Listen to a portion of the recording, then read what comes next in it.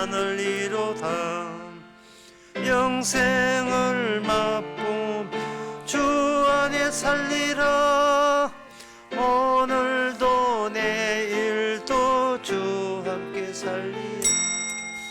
다 같이 묵도하심으로 오예배를 함께 드리겠습니다.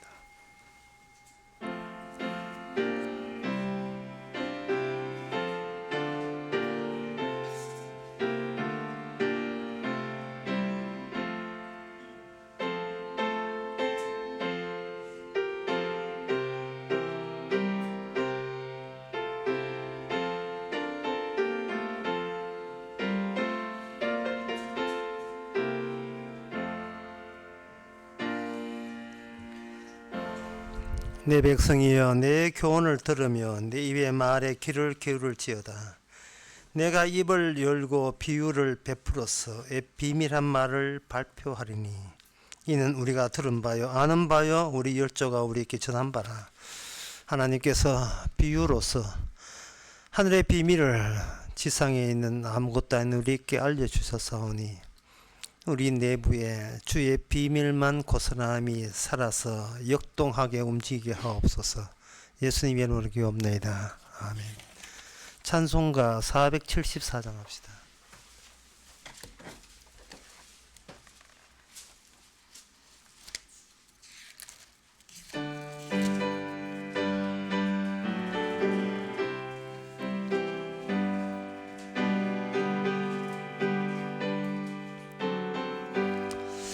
이 세상에 근심된 일이 많고 참 평화를 몰랐구나. 내 주 예수 나로라 부르시니 곧 평안히 쉬리로다. 주 예수의 구원의 은혜로다. 참 기쁘고 즐겁구나. 그 은혜를 영원히 후인했네. 오 평안히 쉬리로다. 이 세상에 공고한 일이 많고 참지는 날 없었구나. 내 주 예수 날 사랑하시오니 곧 평안히 쉬리로다. 주 예수의 구원 은혜로다. 참 기쁘고 즐겁구나. 그 은혜를 영원히 누리겠네. 오 평안히 쉬리로다. 이 세상에 죄악된 일이 많고 참 죽을 일사였구나. 내 주 예수 날 건져주시오니 평안히 쉬리로다. 주 예수의 구원의 은혜로다. 참 기쁘고 즐겁구나. 그 은혜를 영원히 누리겠네. 오 평안히 쉬리로다. 이 시간 우리 한마음으로 기도합시다. 기도 제목은 오늘 처음 빈손으로 태어났다고 여기면서 하루 일과를 한번 시작해 보세요. 과거는 다 없어졌고 오늘 처음 과거 없는 상태에서 처음 오늘 새로 시작했다면 모든 게 하나님의 선물, 크리스마스 산타클로스의 할아버지의 선물처럼 여겨지는 마음, 어린애 같은 마음, 어린애 같은 마음으로 이제 천국 갈 수 있도록 그 마음 유지할 수 있도록 다 같이 기도합시다.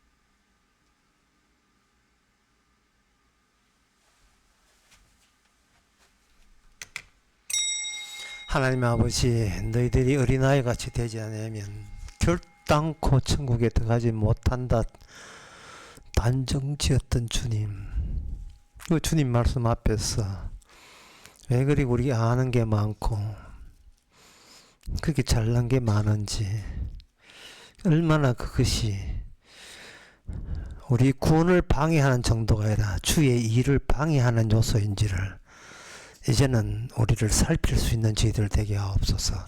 예수님의 이름으로 기도합나이다.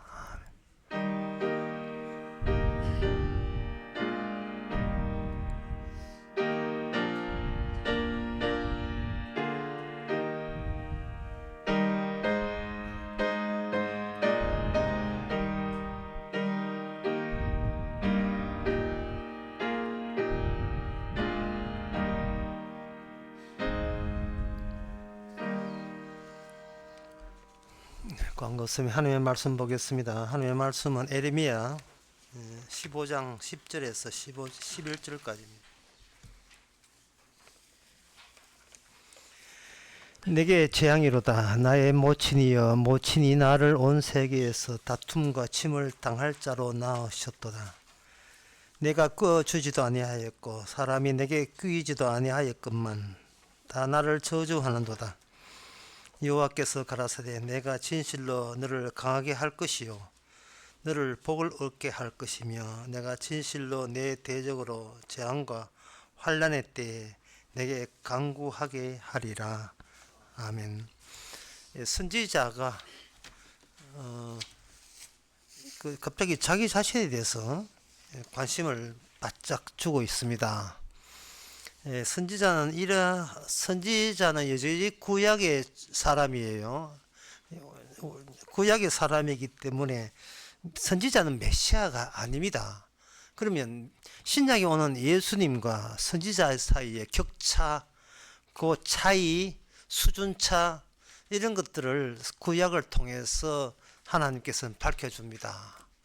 선지자 훌륭하지요. 대단하지요. 선지자의 시작은 하나님부터 시작했기 때문에 다른 사람들보다 월등합니다. 그러나 그 월등함조차도 추락한다는 사실. 새가 떨어지는 것은 날개가 없어서가 아니라 날개가 있기 때문에 추락하는 거죠. 날개가 있으므로 추락이라는 것이 성립이 되는 겁니다. 떨어지는 거요. 그래서 이 선지자를 통해서 이 인간 바닥이 되는 인간 세상과 그리고 밑 세계 하늘나라의 그 사이가 인간의 활동으로서는 관여할 수 없고 하나님의 일방적인 하나님의 자기 활동만 그 안을 채우게 돼 있습니다. 물론 그 활동 속에는 마귀도 함께 거기 활동하게 되는 겁니다. 그래서 이 사실을 격차가 난다는 사실 자체를 선지자의 일생을 통해서 보여주는 그것이 선지자의 존재의 의미예요. 이 격차가 오늘날 선지자뿐만 아니고 오늘날 우리 자신들에게도 하나님께서 이 땅에 계속 사는 이유가 되게 하십니다. 차이를 보여주라는 거예요. 우리가 몸담고 있는 이 세상, 똑같은 말인데 우리가 몸담고 있는 천국, 몸은 하나인데 두 세계에 동시에 담기고 있는 이 희한한 상황, 이것은 우리가 우리 자신을 설명할 수 없고 들락달락 하시면서 주의 말씀으로 우리를 캠퍼스 삼아서 하나님 자신의 그림을 우리 자신을 통해서 발표하고 있고 드러내고 있습니다. 선지자 입장에서 다 돌아갑시다. 구약이 우리가 구약 에레미야다 입장합시다. 그러면 에레미야의 이 10절의 고백을 우리 자신의 고백으로 다시 한번 읽어보겠습니다. 내게 재앙이로다. 나의 모친이여 모친이 나를 온 세계에서 다툼과 침을 당할 자로 낳으셨도다. 나를 차라리 태어나지 말았으면 내가 이렇게 욕도 먹지도 않죠. 그러면 세상은 어떤 관계라서 이 세상에서는 남과 좋은 관계를 하느냐. 그 뒤에 내가 구워주지도 아니하고 사람이 내게 구우지도 아니했다. 이 말은 뭐냐면 인간과 인간 사이에서는 대등한 관계로서 줄 거 주고 받을 거 받고 거기에 살아있는 정의처럼 그렇게 간주하는 겁니다. 인간 세계에서 타인을 평가할 때 한계가 이거예요. 당신 할 도리 다 했나? 도리 다 했다. 내 돈 갚았잖아. 됐네. 우리는 좋은 관계. 이게 인간관계예요. 인간 관계에 그 정도밖에 안 됩니다. 인간에 내놓을 수 있는 역량은 그 정도밖에 되질 않아요. 그러면 이러한 인간관계에 대해서 우리는 이렇게 물을 수 있습니다. 그러면 서로 좋은 관계, 의리 있고 줄 거 주고 받을 거 받고 남의 돈 떼먹지 않고 그런데 그래서 구원 받습니까? 도대체 구원은 어떻게 되는 거예요? 구원은 천국 백성은 어떻게 되는 겁니까? 이 단순한 질문을 우리의 삶의 일상 속에서 계속해서 우리로 하여금 물음이 나오도록 그렇게 하나님께서 유도하십니다. 만나는 것은 처음부터 사람과 만나는데 정작 하나님께서는 너는 나랑 만났느냐라고 묻고 있거든요. 눈에 보이는 것은 사람밖에 안 만나서 열심히 사람한테 좋은 인상 남기려고 애를 썼는데 하나님께서는 그건 소용없다는 거예요. 그럼 뭐가 소용이 있습니까? 내가 너를 어떤 식으로 다루었는가에 대해서 네가 알고 있느냐를 묻습니다. 그럼 어떻게 다뤘는데요? 너의 모든 출생 자체를 무효로 돌리겠다는 거예요. 태어났음에도 불구하고 도로 네가 없던 곳으로 돌아가게 만들어 주겠다는 겁니다. 하나님께서. 거기에서 두 가지 반응이 있겠죠. 하나는 뭐냐면 섭섭합니다 하는 반응이 있을 거예요. 뭘 했다고 섭섭해요. 다시 원천으로 네가 없는 존재로 내가 돌아가게 해줄게. 고맙습니다. 이런 반응이 나올 수가 있습니다. 물론 그 이론상 있는 것을 없애주면 참 고맙죠. 하지만 에레미야의 이 고백 보세요. 이 고마운 게 아니에요. 왜 이러십니까? 일이 나온다니까요. 그게 무슨 녹이 우리 안에 끼어있는 그동안 태어나서 열심히 살았다.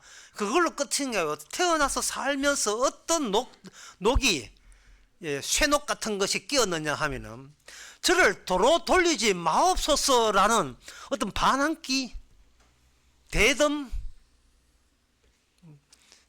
너무 저를 힘들게 하지 마세요라는 그 요구사항 이런 것들이 계속해서 우리 내부에 녹처럼 끼어지기 이게 생겨나기 시작합니다.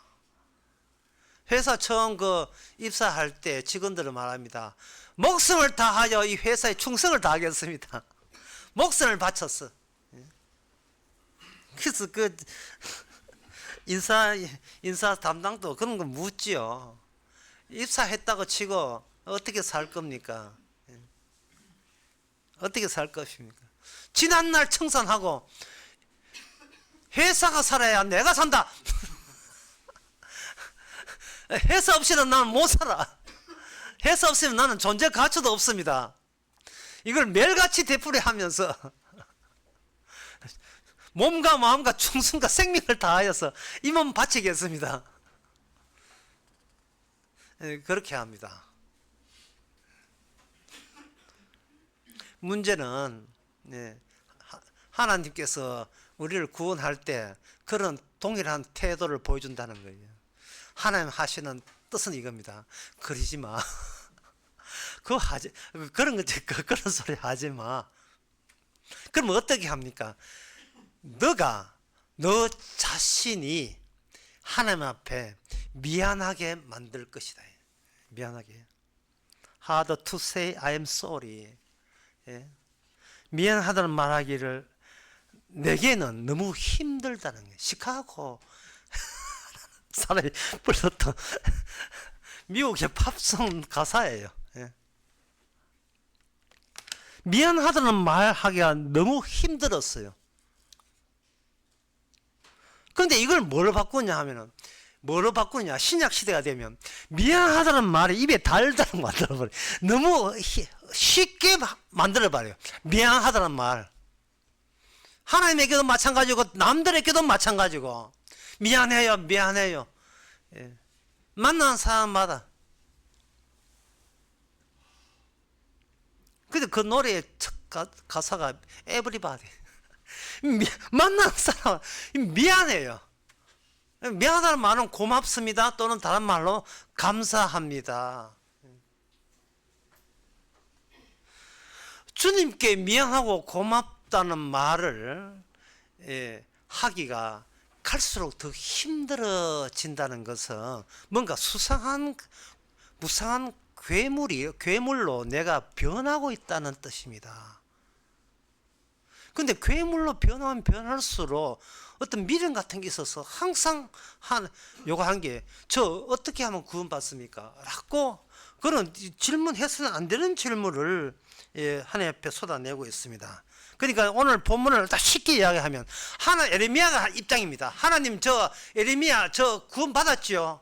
구원받았는데 왜 내 인생, 구원받은 인생을 왜 이렇게 힘들게 하십니까? 라는 거예요. 그렇게 그 질문 자체를 하나님께서는 이제는 그 질문 자체의 수정에 들어가게 해 주시는 겁니다. 그 에레미야를 비참하게 만들어요. 네가 태어났느냐? 태어났습니다. 그러면 비참이 뭔지를 내가 친히 보여줄게. 1948년도에 이태리에서 만든 영화, 한국에도 소개된 영화가 있어요. 자전거 도둑이라는 게. 패전국이 되어가 이태리가 못 살아도 너무 못 살아. 일자리 구하기가 힘들어요. 애는 있고, 결혼을 했는데 일자리가 없어요. 아버지가 자기 자존심을 걸고, 그도 사나이인데, 그냥 논다는 소리는 이건 죽기보다 더 싫으니까 부지런히 일자리 가러 2년 동안 일자리 구하러 돌아다닙니다. 돌아다니는데 일자리 하나 딱 얻었어요. 얻는데 조건이 있어요. 자전거가 있어야 뭐 일자리를 유지할 수, 자전거 없으면 안 됩니다. 그걸 듣고 그 사람이 아버지가 자전거를 막 이제 구해가지고, 와, 드디어 나도 사람값 한다. 내가 이 집안의 가장값을 하는 내 자긍심이 높아지는 드디어 순간이 찾아왔다. 이제는 어느 누구도 밥값도 못한다는 나를 욕할 사람 없다. 나는 이제 가장으로 내 손으로 내 가족을 먹이 살리리라. 인간 세계에서는 너무나 하나의 남성으로서 자랑스러운 순간이 오겠지요. 근데 그 자전거 잊어버렸어요. 그 자전거를 잃어버렸습니다. 자전거 잃어버린 걸 누가 아느냐? 그 아들이 알았어요. 아버지가 그 때문에 몹시 고민하는 것도 알았어요. 자기는 아버지가 아무리 놀아도 아버지가 존경스러웠어요. 아버지가 실망스러운 아버지가 아니었어요. 가족을 위해서 최선의 노력하는 건 아버지였어요. 근데 어때 못된 도둑이 가져갔어요. 하도 그 이태리에 그 당시에 도둑이 많았어요. 그래서 자기 아들이 나서서 아버지하고 같이 자전거 찾아 온 방면을 돌아다니도 못 찾았습니다. 어느 날 아버지가 자전거 있는 데서 모아놓은 데서 보고 그 자전거를 아버지가 훔쳐요. 그 모습을 아들의 눈에 띄게 되었습니다. 아버지가 자전거 훔치다가 그것도 실패했어요. 도둑질도 좀 해봐야지 얻어맞았어요. 그걸 보고 자식이 우는 것으로 영화가 끝이 납니다. 자랑스러운 우리 아버지. 결국은 자전거 도둑이 되어서 하는데 그 이유가 이 자식 나 하나 미기 살리려고 자전거 도둑까지 감수하는 아버지의 모습. 있는 사회상 그대로 사실적으로 표현해서 그걸 신사실주의적 영화라 하는데 그 그 시대에서는 그대로 묘사하고 있다. 꾸미지도 않고 포장하지도 않는 거예요. 인간 세계의 문제냐 하면 인간 세계 자체가 이게 종교 세계가 되어가지고 인간들은 자기가 출처 어디로 가는지를 모르고 사실적인 거, 이 땅에 태어났기에 살아야 된다는 이것을 이런 모든 시도를 곱게 포장하고 메이크업하고 치장하고 이것을 하나의 세상이라고 그렇게 단정 짓고 있습니다. 이러한 세상살이에 누구 말려들었냐 하면 에레미야도 같이 말려들었어요. 에레미야도 그래서 이게 왜 저를 하나님이 왜 모친을 통해서 저를 태어나게 해가지고 나를 이렇게 우스스럽게 남한테 해준 것도 없는데 요건 바가지 얻어먹게 왜 이렇게 삽니까? 라는 것이 에레미야의 사실주의적 기도를 지금 하고 있는 거예요. 사람들이 저한테 가죠. 목사님 앞으로 보고 말고 기도를 어떻게 하면 됩니까? 이게 내가 서울에 아직 많이 배불렀고 많이 배불렀어요. 예, 현재 자기 가진 것 가지고 얼추 먹고 살만하니까 굳이 기도를 할 이유가 없어진 겁니다. 이 기도할 이유마저 없으면 교회 나오지도 않지요. 부끄러워서. 하나님의 방법은 그렇습니다. 구원을 어떻게 하냐고 거기에 대한 질문 답변은 뭐냐? 하나님이 너를 다시 없애주는 거예요. 다시 원천으로 돌아가는 겁니다. 그게 창세기 1장 2절에 나옵니다. 창세기 1장 1절 2절 보면 태초에 하나님이 천지를 창조하시니라. 하나님의 신이 수면에 운행하시니라. 하나님의 신이 수면에 운행하신다. 이게 1절 2절이에요. 여기 보면 사람도 없고 짐승도 없고 아무것도 없어요. 아무것도 없기 때문에 고민한다는 자체가 성립이 안 됩니다. 그러면 그 뒤에 뭔가 태어났다면 창세기 1장 2절을 잊어버리지 말아야 돼요. 그때는 수면 물과 그리고 물과 성령 성신 요즘은 성령이죠. 성령과 물밖에 없어요. 요한복음 3장에서 니고데모께 이야기하는 게 그거 바로 이겁니다. 물과 성령으로 위에서 다시 태어나야 된다. 다시 한번 태어나야 된다. 물과 성령으로. 현재 네가 존재하는 것을 환원시켜버려. 네가 없던 걸로 돌아가야 된다. 그 이유는 나도 이 땅에서 이 땅에 예수님으로 이 땅에 메시아로 왔지만 나는 이 땅에 사라져야 되는 세상에 내가 왔기 때문에 내가 사라지는 것처럼 너도 좀 사라지면 안 되겠니? 원망하지 말고 왜 내를 태어나서 힘들게 하지 말고 다시 없애버리는 작업을 우리 주님께서 하시는 그 작업이 구원 작업입니다. 그게 구원 작업이에요. 따라서 구원은 내가 없을 때 이루어지는 게 구원입니다. 아예 구원 자체를 생각한다는 자체가 시금방진 생각이라는 것을 고발하시면서 없애버리는 거예요. 구원은 내가 내 목도 아니고 내가 요구할 대상도 아니고 우리의 목표도 아니에요. 우리는 뭐는 목표를 가질 하등의 이유도 없습니다. 그러면 이 세상을 물과 성령으로 거듭나려면 어떻게 하느냐? 일단 물로서 세상이 하나님의 진노로서 모든 사람을 물로 덮어버리고 진노 속에 가두게 하죠. 여기에 딱 적합한 노래가 있어요. 노래 제목이 내잔데 찰랑찰랑 찰랑찰랑 완전히 하나님의 진노로 가득 채워버려요. 그걸 가지고 고상하게 말해서 죄가 관영했다. 죄가 이 세상에 꽉 찼다는 겁니다. 그리고 꽉 찼을 때 에레미야 같은 그러한 화냄과 분노로 꽉 채워지는 거예요.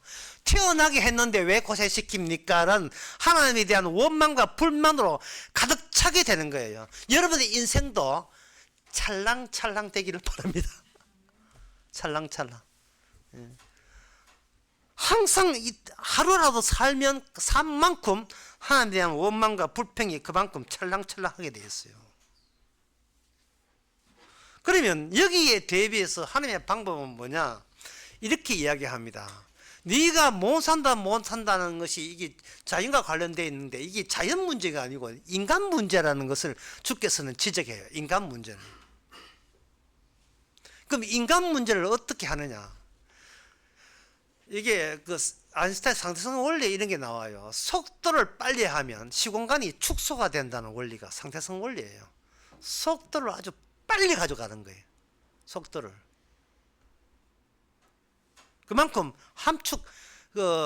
하나님의 자기 백성에게 시간을 압축을 시킨 함축된 내용을 선지자 속에 그걸 이렇게 담아버립니다. 담아버리면 남들은 40년 50년 살아야 깨닫는 그것을 선지자는 얼마 살지도 않지만 그 안에 함축되어 진리가 들어있게 만드는 거예요. 자, 진리가 뭐냐? 진리라 하는 것은 시작과 끝을 압축해서 담아 있는 게 진리예요. 시작도 알고 끝도 아는 거예요. 시작은 사람이 없는 게 시작이에요. 끝은 예수 그리스도의 세계밖에 있는 게 끝입니다. 그 사이에 사람이 원래 없었는데 마지막에는 주님의 나라가 있다. 그 안에 주님의 나라에 사람도 같이 섞여 있고 거기에 참석한 인원들이 있다. 그러면 그 사이에 뭐냐? 뭔가 나타났다가 사라질 것들로 채워지겠죠. 그 시간을. 그 채워진 시간 중에 하나가 우리의 지루하기 짝이 없는 우리의 인생이라는 겁니다. 그러면 에레미야 같은 경우에 그런 일을 하는데도 왜 그런 일을 하는데 왜 굳이 에레미야가 자기의 출생 자체를 문제 삼는 질문을 굳이 해야 되는가? 이게 창세기 32장 이미 야곱이 했던 거예요, 사실은. 창세기 32장 보기 전에 시편 78편 78편 15절에 주의 팔로 주의 백성 곧 야곱과 요셉의 자손을 구속했다. 구원했다고 되어 있어요. 자, 구원은 없다고 했습니다. 그리고 주 이스라엘은 구원받을 자격도 없습니다. 한시적이고 임시적인 조치로 출현된 것이 이스라엘입니다. 그렇다면 주의 팔로 주의 백성 야곱을 구원을 한다 이 말이죠. 구원은 인간에게는 없는데 그럼 구원 자체를 위해서 이스라엘이 이 땅에 등장해야 된다는 말이죠. 우리 자신도 마찬가지고 우리가 구원받는 것이 아니고 구원을 묘사하는 하나의 현상 상태로 현상으로서 우리가 이 땅에 출현한 겁니다. 에레미야는 지금 그까지 생각을 못하고 있어요. 그런 예레미야 못한 게 아니고 야곱과 요셉의 자손도 몰라요. 그러니까 야곱의 요셉의 자손이니까 야곱은 어떻게 하나님과 마주했는가를 창세기 32장을 한번 보자는 거죠. 창세기 32장 25절에 보면 그 사람이 자기와 야곱을 이기지 못함을 보고 야곱의 환도뼈를 치매 야곱의 환도뼈가 그 사람과 씨름할 때 위골되었더라 이렇게 되어 있어요. 결정적 한방이 들어왔다 이 말이거든요. 결정적 한방은 야곱으로 하여금 야곱이 존재하지 않을 때 주어졌던 그 힘이었어요. 야곱이 없을 때 있는 힘은 언약의 힘이고 그 언약의 힘이 야곱이라는 인간을 출생시켰습니다. 그러면 야곱 안에 언약의 힘이 스며든 거예요. 근데 야곱은 자기가 태어나면서 자기를 치장하고 메이크업하고 포장해요. 하나님 저 언제 구원할 겁니까? 소리를 맨날 하고 있다 이 말이죠. 그리고 하나님이 자기를 찾아오니까 야곱이 오해하기를 내가 복받았다고 주장하고 있습니다. 그 자기가 복받았으니까 다시 말하면 야곱은 자기가 구원받은 걸로 해야 생각하는 거예요. 주께서는 주님이 구원자거든요. 구원자가 구원받았다는 자를 하나님께 쳐버리는 사건이 바로 야복과 사건이에요. 구원 같은 소리 하고 있네요. 왜 구원이 네가 갖고 있어 내가 갖고 있어야지. 한마디로 말해서 너는 너를 상대하지 말라는 거예요. 너는 너를 상대하지 말라. 네가 뭔데? 예? 오늘 제목은 네가 뭔데? 네가 뭔데 왜 네를 상대해? 예? 너를 왜 아껴? 하나님 이럴 수가 있습니까는 그런 한 반발이 네가 뭔데 그런 반발이 왜 나와? 우연적 존재인데요. 무한이 아니에요. 유한이에요. 우연적 존재예요. 놀라운 사실은 아무것도 아닌 야곱이 진짜 모든 것 대신은 하나님과 씨름했다는 그 씨름의 의미가 있어요. 싸웠다는 거예요. 싸움 대상도 안 된다. 싸운 거예요. 이것은 야곱이 하나님과 싸운 게 아니고 하나님 자체가 하나님하고 씨름한 겁니다. 야곱은 미리 보여준 거예요. 예수님 자신하고 붙들고 싸울 수 있는 유일한 가치와 의미 있는 분은 예수님의 자기투쟁뿐이에요. 예수님이 자기투쟁이에요. 우리는 그냥 부스러기라니까. 주님의 자기투쟁이 악마하고 싸움이죠. 이번 수련의 제목이 영적 싸움이에요. 우리는 영적 싸움을 할 수 있는 잽도 못 되고 그런 위치도 있지 않아요. 영적 싸움은 주님이 도대체 뭘 이겼으며 주님 자신에서 이김으로써 어떤 구원이라는 능력이 우리에게 나왔는가. 여러분 다 아는 이야기를 제가 해보겠습니다. 예수님께서 죽으시고 부활하셨잖아요. 그 부활의 능력이 없으면 어떤 인간도 구원될 수 없습니다. 주님이 죽으시고 부활하신 그 영이 우리에게 임하면 우리 죽을 몸도 살리시리라 하는 게, 우리가 죽었다는 게 우리 공로가 아니에요. 주님의 죽으심 자체로 우리를 살리는 겁니다. 뭐 하라고? 주님이 죽었다가 살아난 걸 증거하라고 우리를 이 땅에 성도로 만든 거예요. 구원의 대상자는, 언약의 대상자는 우리 주님밖에 없습니다. 야곱 아니에요. 에레미야 아닙니다. 그래서 오늘 본문에서 하나님께 합니다. 에레미야야, 사실은 에레미야가 지금 뭘 잊어버리냐 하면 에레미야 1장 4절을 잊어버렸어. 1장 4절을 보게 되면 이제 잃어버리지는 않을 거예요. 예. 4절에 보면 뭐냐 하면 여호와의 말씀이 내게 이랬을 때 내가 너를 복중에 짓기 전에 너를 알았고. 이 말이 얼마나 어려운지요. 너가 만들기 전에 나는 너하고 이야기했다는 거예요. 야곱과 예수가 이 땅에 만들기 전에 하나님은 야곱을 사랑하고 예수를 미워했다는 이야기를 어떻게 우리 인간을 상대로 어떻게 그렇게 힘든 발언을 쏟아내십니까? 그건 우리가 들어도 무슨 말인지 못 알아듣는데, 주께서 알아들으라고 주신 말씀이 아니고 이 말씀대로 그대로 이루어진다고 우리에게 주시는 거예요. 너는 말씀의 결과물이에요. 창세 전에, 이게 뭐 이래 수련회 다 하겠다.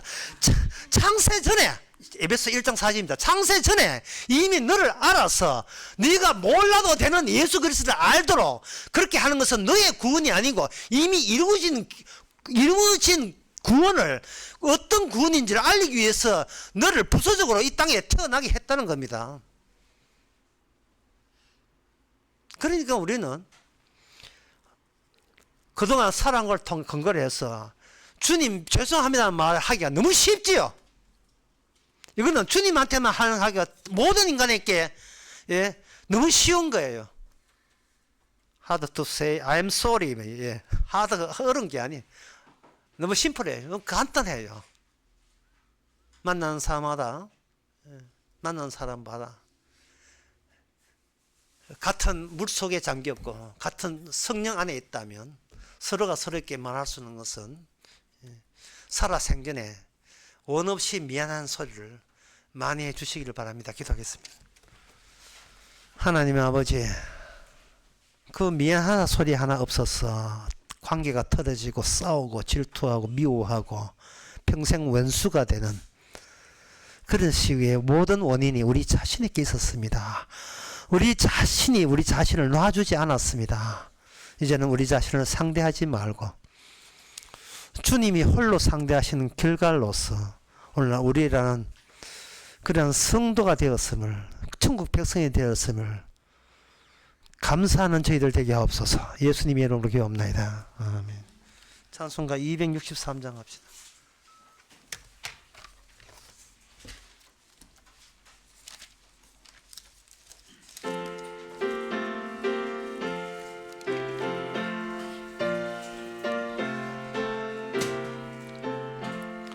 예수 말씀하시기를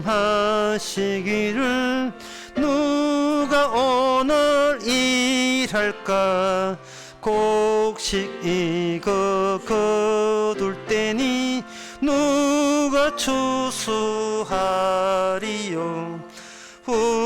후한상을 주시려고 일할 사람 부르니 주의 직분 맡으려고 대답하리 누구냐. 멀리 가서 이방 사람 구원하지 못하나 내 집 근처 다니면서 건질 죄인 많도다. 천사같이 말 못하고 바울같이 못하나 예수께서 구속함을 힘을 다해 전하세.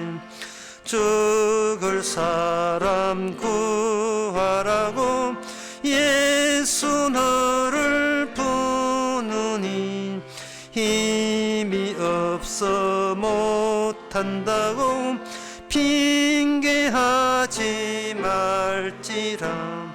주가 주신 직분 맡아 항상 기뻐 지키고 부르실 때 대답할 말 나를 보내주소서. 기도합시다. 지금은 우리 주 예수 그리스도의 은혜와 하나님의 크신 사랑과 성령의 충만하심이 평생토록 자기 붙들고 닥달내면서 살아가는 짜증내는 저희들 이 자체가 죄가 됨을 이제는 기쁘게 받아들이는 저희들 모든 함께 있을지어다. 아멘.